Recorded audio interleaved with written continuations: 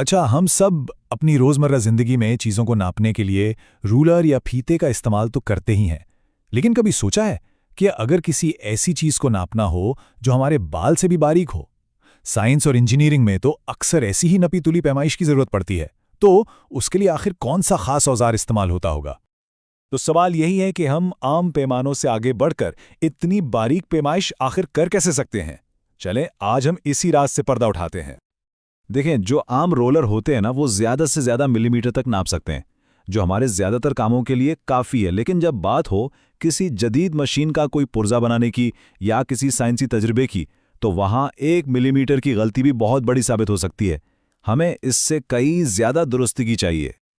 और बस यहीं पे काम आता है वर्नियर कैलिपर। ये कोई आम पैमाना नहीं है, बल्कि एक ऐसा खास औजार है जिसकी बनावट ही इसे इंतहाई दुरुस्त यानी हाई प्रिसिजन पैमाइश करने के काबिल बनाती है। तो वर्नियर कैलिपर का सारा जादू, उसकी सारी खूबी एक चीज़ में छुपी है, और वो है लीस्ट काउंट। यही वो खासियत है जो इसे बाकी तमाम औजारों से अलग करती है। आइए देखते हैं कि यह है क्या और काम कैसे करता है। बिल्कुल आसान लफ्जों में समझें तो लीस्ट काउंट वो सबसे छोटी पैमाइश है जो कोई वर्नियर कैलिपर बिल्कुल ठीक एकदम एक्यूरेटली कर सकता है। यानी ये उसकी दुरुस्तगी की आखिरी हद है। अच्छा, अब इस लीस्ट काउंट को समझने के ना दो तरीके हैं। एक तरीका तो ये है कि आप मेन स्केल यानी कैलिपर का जो बड़ा वाला पैमाना है और वर्नियर स्केल जो छोटा और हरकत करने वाला पैमाना है, उनके सबसे छोटे हिस्सों का फर्क निकाल लें। दूसरा और जो ज्यादा आसान तरीका है वो ये है कि ये बस वो कम से कम फासला है जिसे कैलिपर नाप सकता है। तो अब ये तो पता चल गया कि लीस्ट काउंट क्या चीज़ है, लेकिन सवाल यह है कि इसे मालूम कैसे करते हैं। चलें, इसका फॉर्मूला देखते हैं। अच्छा, इसका फॉर्मूला बहुत ही सीधा सा है। आपको बस मेन स्केल की सबसे छोटी लाइन की जो कीमत है उसे वर्नियर स्केल पर मौजूद कुल लाइनों की तादाद से तकसीम करना है। अब जरा इस मिसाल को देखें। अगर मेन स्केल की सबसे छोटी लाइन 1 मिलीमीटर की है और वर्नियर स्केल पर कुल 10 लाइनें हैं, तो लीस्ट काउंट होगा 0.1 मिलीमीटर। इसका सीधा सा मतलब ये हुआ कि वर्नियर स्केल पर जितनी ज्यादा लाइनें होंगी, पैमाइश भी उतनी ही ज्यादा दुरुस्त होगी। 10 लाइनों से हमें 0.1 मिलीमीटर की दुरुस्तगी मिल रही है, लेकिन अगर 20 लाइनें हों तो हम 0.05 मिलीमीटर तक दुरुस्त नाप सकते हैं। है ना कमाल की बात? चलें, थियरी तो बहुत हो गई। अब देखते हैं कि असल में इसे इस्तेमाल कैसे करना है, यानी वर्नियर कैलिपर से पैमाइश आखिर की कैसे जाती है। चलें, एक मिसाल लेते हैं।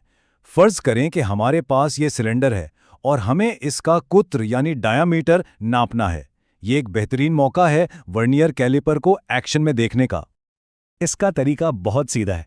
सबसे पहले तो लीस्ट काउंट नोट कर लें, फिर सिलेंडर को कैलिपर के जबड़ों में मजबूती से पकड़ें और मेन स्केल की रीडिंग ले लें। इसके बाद ये देखें कि वर्नियर स्केल की कौन सी लाइन मेन स्केल की लाइन से बिल्कुल सीध में है। बस इस नंबर को लीस्ट काउंट से ज़रब दें और आखिर में दोनों रीडिंग्स को जमा कर लें। अच्छा, एकदम परफेक्ट पैमाइश के लिए ना एक और चीज का ख्याल रखना पड़ता है। इसे कहते हैं जीरो एरर। ये समझें कि ये एक प्रो टिप है जो आपकी पैमाइश को और भी बेहतर बना सकती है। होता यह है कि कभी कभी जब कैलिपर को पूरा बंद किया जाता है ना, तो दोनों स्केल्स के जीरो आमने सामने नहीं आते। इसी छोटी सी गलती को जीरो एरर कहा जाता है। लेकिन घबराने की बात नहीं, इसे ठीक करना बहुत ही आसान है। अगर जीरो दाएं तरफ हो तो ये पॉजिटिव एरर है, इसे अपनी कुल पैमाइश से निकाल दें। और अगर ये बाएं तरफ हो तो ये नेगेटिव एरर है, इसे कुल पैमाइश में जमा कर दें। बस इतनी सी बात है। तो किस्सा मुख्तसर ये कि वर्नियर कैलिपर की असल ताकत उसके लीस्ट काउंट और जीरो एरर को समझने में ही है। अगर ये दो चीजें समझ आ जाएं तो कोई भी एक माहिर की तरह बिल्कुल दुरुस्त पैमाइश कर सकता है। तो अब जब आप वर्नियर कैलिपर का ये राज जान गए हैं तो सोचें, सबसे पहले क्या नापना चाहेंगे? किसी सिक्के की मोटाई, अपने बाल की बारीकी या कुछ और? सोचें, इस नए इल्म से क्या कुछ किया जा सकता है।